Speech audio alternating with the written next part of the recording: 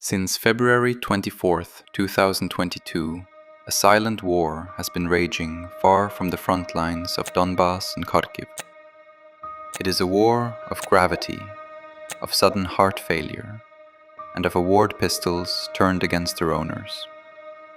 Across the globe, from the luxury villas of Spain to the sterile hospital wings of Moscow and the rocky shores of Cyprus, the architects of Russia's economic might are vanishing. Over 75 oligarchs, ministers, and energy executives have met their ends in circumstances that defy the laws of probability. These were men with private security, personal doctors, and the protection of the state, until they weren't. Is it the crushing weight of Western sanctions driving these titans to the brink? Or is there a centralized death list being checked off in the shadows of the Lubyanka? In this investigation, we go behind the official police reports. We recreate the final moments of four men who knew too much. The digital gatekeeper of Russia's oil pipelines, a minister caught in the humiliation of a border incursion, a fertilizer king who survived the KGB only to meet his end on a British military beach, and a CEO whose death in the Baltic exclave was marked by a brutality not seen since the 1990s. Who gave the order? Why did their subordinates die on the same day? And what happens to a regime when its most loyal servants become its most dangerous liabilities? The answers lie beneath the pavement and inside the black boxes of Russia's collapsing elite. Chapter 1. The Body Count of the New Era. The statistical anomaly of Russian elite mortality since the invasion of Ukraine cannot be overstated. While the Russian state officially attributes these fatalities to the stressful and difficult period brought on by wartime sanctions, the patterns of death suggest a more systemic mechanism of elimination. To contextualize the four primary cases, one must examine the broader timeline of what has been colloquially termed sudden Russian death syndrome.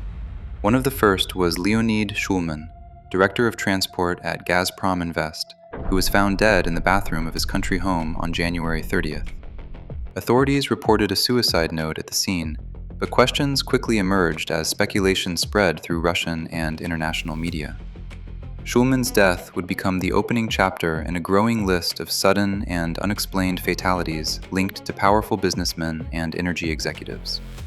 Vasily Melnikov, billionaire founder and CEO of the medical supply company Medstorm, was discovered dead alongside his wife and two young sons in their luxury apartment in Nizhny Novgorod.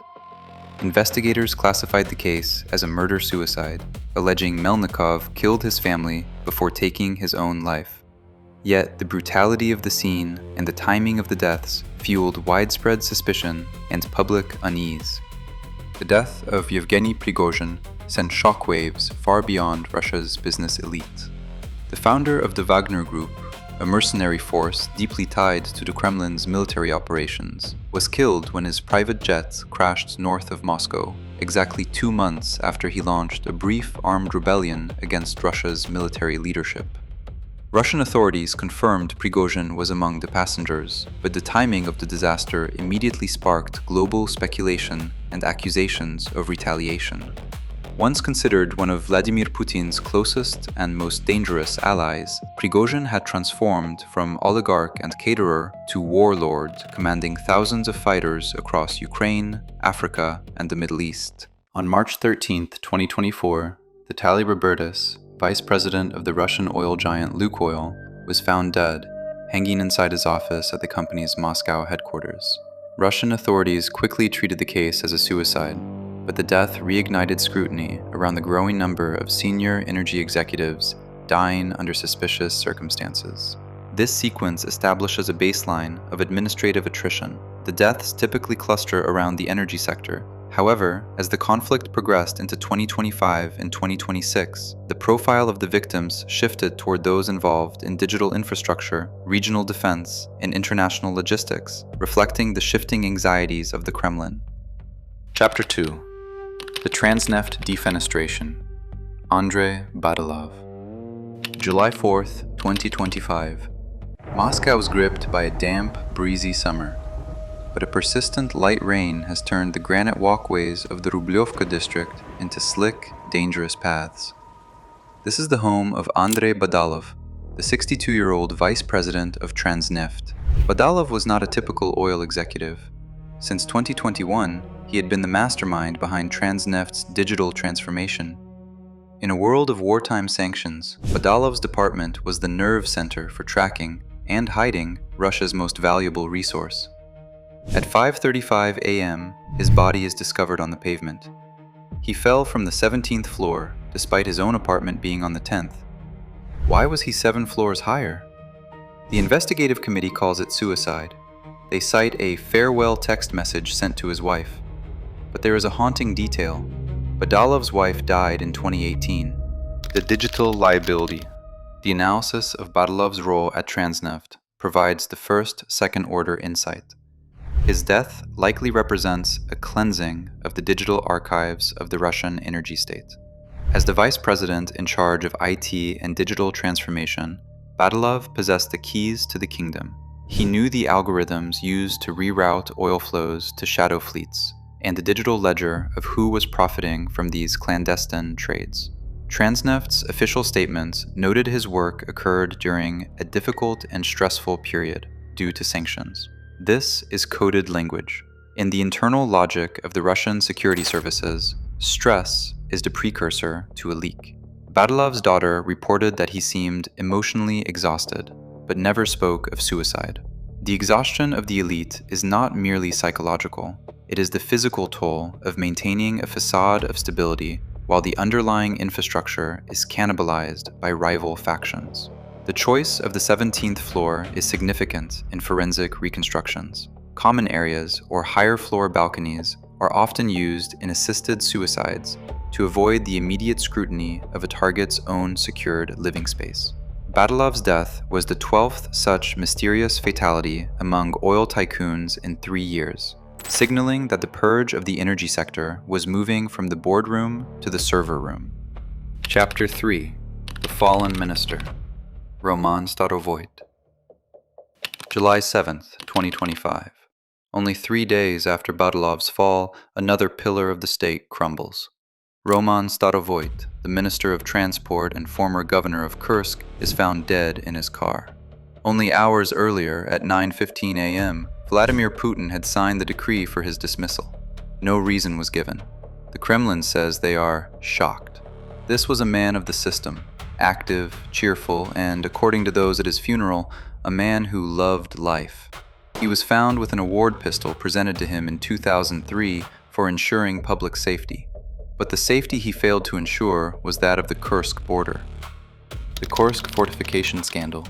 The investigation into Starovoit's death reveals a direct causal link between military humiliation and elite termination. As governor of the Kursk region from 2018 to 2024, Starovoit oversaw the construction of defensive fortifications intended to prevent a Ukrainian incursion. When Ukrainian forces successfully occupied parts of the region in August 2024, the Great Wall of Kursk was revealed to be a multi-billion ruble failure. Following his promotion to Minister of Transport, a role that gave him control over the logistics of the entire Russian war machine, the investigators came calling. His successor in Kursk, Alexei Sinitsyn, was arrested in April 2025 and allegedly testified that over 1 billion rubles meant for border defenses had been embezzled under Starovoit's watch. Second-order insight. Starovoit's death serves as a template for the dismissal trap. In the Russian system, a ministerial post provides a roof, krisha, of immunity. The moment the dismissal decree is signed, the protection vanishes. Starovoit knew that his sacking was not a retirement, but a prelude to a show trial. The Kornichuk parallel. The mystery deepens with the death of Andrey Kornichuk on the exact same day. As news of Starovoit's sacking spreads through the ministry, his deputy, Andrey Kornichuk, is in a high-level meeting. According to Shot News, Kornichuk stood up sharply and fell dead. The cause? Sudden cardiac arrest. Medics could not revive him. 2 top officials from the same department, dead within hours of each other. Coincidence? or a coordinated decapitation of the Transport Ministry's leadership. The panic effect suggests that Kornichuk, knowing the extent of the embezzlement and the fate of his mentor, may have suffered a genuine stress-induced heart failure. Or, as some analysts suggest, he was removed to ensure that Starovoit's secrets died with both of them. Chapter 4. The Potash King's Vanishing Act. Vladislav Baumgertner. January 7th, 2026. The Russian elite believe they are safe in Cyprus, but the island's beauty hides a dark history of money laundering and intelligence operations. Vladislav Baumgertner, the 53-year-old former CEO of Uralkali, goes missing from his home in Limassol. For a week, there is silence. Then, a body washes up on Avdimu beach. Baumgertner was a survivor. In 2013, he was the center of a potash war that nearly toppled the economy of Belarus. He was arrested by Lukashenko, held in a KGB cell, and eventually extradited back to Russia, where the charges were mysteriously dropped. He had spent years in the crosshairs of two presidents, but in Cyprus, his luck finally ran out. The British base and the DNA match. The discovery of Baumgertner's body on Avdimu beach is a detail of immense geopolitical weight. Avdimu lies within the British Sovereign Base Areas, SBA, territory that remains under the direct control of the United Kingdom. This meant the investigation was not in the hands of the Cypriot police, who were often accused of being too close to Russian interests, but in the hands of the British military police. On February 4, 2026, the British base police confirmed the DNA match. Baumgertner had been missing since the day Vladimir Zelensky was a guest of honor at a ceremony in Cyprus, an event that reportedly infuriated the Kremlin. Second-order insight. The death of Baumgertner, followed within 24 hours by the suicide of Alexei Panov, a diplomat at the Russian embassy in Cyprus, suggests a cleanup operation in the Mediterranean. Panov was allegedly a GRU spy. The embassy's refusal to allow local police to enter the building or see Panov's suicide note points toward a cover-up involving the very intelligence officers tasked with monitoring oligarchs like Baumgertner. Baumgertner represented the old guard of the potash industry, a sector that is now critical for Russia's global South diplomacy. His knowledge of the shadow contracts between Russia and Belarus made him a risk in a world where the Kremlin demands absolute, transparent loyalty to the war effort. Chapter 5. The Bridge of Shadows. Alexei Sinitsyn. If the deaths of ministers and potash kings are handled with the precision of a scalpel, the end of Alexei Sinitsyn was a sledgehammer. September 8, 2025. In the isolated exclave of Kaliningrad, the CEO of K Potash Service is found dead. He was decapitated. His body was found under a bridge, a tow rope still attached. This was no suicide. This was a message. Sinitsyn had been at the helm of a massive mining project that faced fierce local opposition and had even seen the personal intervention of Vladimir Putin in 2017. But by late 2022, the company was in serious financial difficulty. In Kaliningrad, where the line between the military, the intelligence services, and organized crime is non-existent, financial difficulty is a death sentence. The forensics of fear. The death of Sinitsyn is the 19th mysterious fatality since the war began. The use of decapitation and a tow rope is a throwback to the Wild West era of 1990s Russia, a period the Kremlin claims to have ended. Third-order insight. The return of demonstrative violence in the exclaves indicates a breakdown of central control. When the legal system fails to resolve business disputes among the elite, disputes over mining rights, environmental permits, and embezzled startup capital, the parties involved revert to the most primitive and terrifying methods of settlement. Sinitsyn was developing a potash and magnesium mine. Potash, again, is the recurring theme. The fertilizer purge is as real as the energy purge. The choice of location, a bridge near the Polish border, is a symbolic middle finger to the West. It tells the European neighbors that the rules of the civilized world do not apply here. Sinitsyn was the CEO of a company owned by Dutch and Cypriot entities.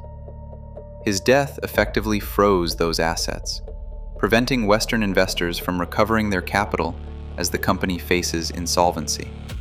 Synthesis: the mechanism of the purge. To view these deaths as isolated tragedies is to miss the architecture of the new Russian state. We can categorize the mortality wave into three distinct functional mechanisms. 1. The financial sanitization. Deaths like those of Andrey Badalov and the early Gazprom executives, Shulman, Tulikov, serve to sanitize the books. When billions are being funneled through network businesses owned by the FSB to bypass sanctions, the accountants and IT heads who built the system must be replaced regularly to prevent any single individual from gaining enough leverage to defect. The suicide note is the state's receipt for a successful audit. 2. The discipline of failure. Roman Starovoit's death is the ultimate example of the failure tax. In a total war, administrative failure is treated as treason. The loss of the Kursk border was a humiliation for Putin personally. Starovoit was promoted into a kill zone, a ministerial post where his every move was monitored until the moment of his dismissal, at which point the system self-corrected. The simultaneous death of his deputy, Kornichuk, ensures that the institutional memory of the failure is erased. 3. The resource redistribution.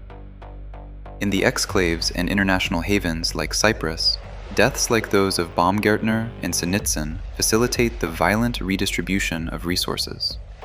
As the Russian economy shrinks, the dominant clans, the Siloviki, are seizing the remaining profitable sectors, namely mining and fertilizers.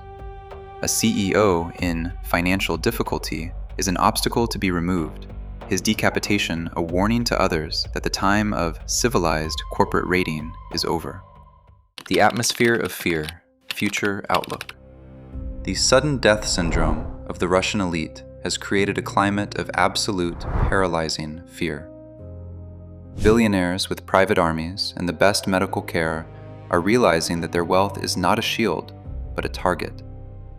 Disloyalty equals death. But in the Russia of 2026, even total loyalty is no guarantee of safety.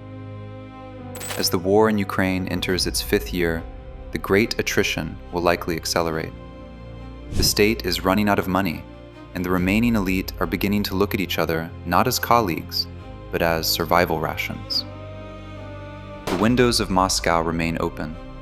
The pistols are always loaded, and the difficult and stressful period is only just beginning.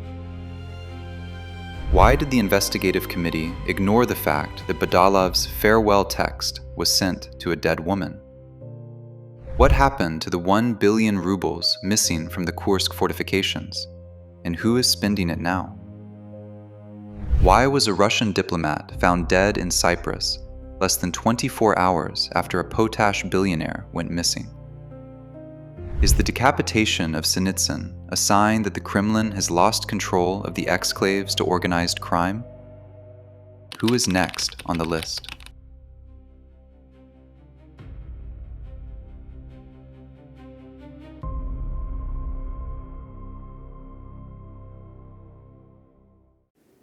So this is the end of the video.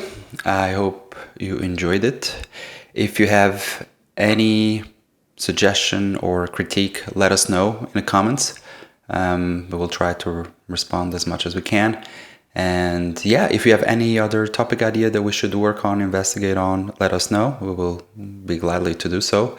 We will try to aim to do at least, let's say, 1 video every 2nd or 3rd week, depending on our schedule. And yeah, if you really enjoyed it, let us know by subscribing, liking the video, sharing it, and see you soon. If you've been looking for a new job lately, you already know the traditional job search is broken. Spending hours scrolling through boards and writing endless cover letters is exhausting. That is why I'm excited to partner with today's sponsor, mindart.app. MindArt is an AI-powered career platform designed to help you land your dream job in half the time. It analyzes your unique strengths and uses smart job matching to give you a compatibility score. Just paste any job URL to instantly generate personalized cover letters, map out application strategy, and even practice interactive interview simulations. Could you share a bit about your experience with infrastructure provisioning or deployment automation in previous roles? So thanks for having me. In my previous role, we used Docker and Kubernetes for deployments. Stop struggling with the old way. Head over to the link in my description or visit mindart.app to start your career assessment for free today.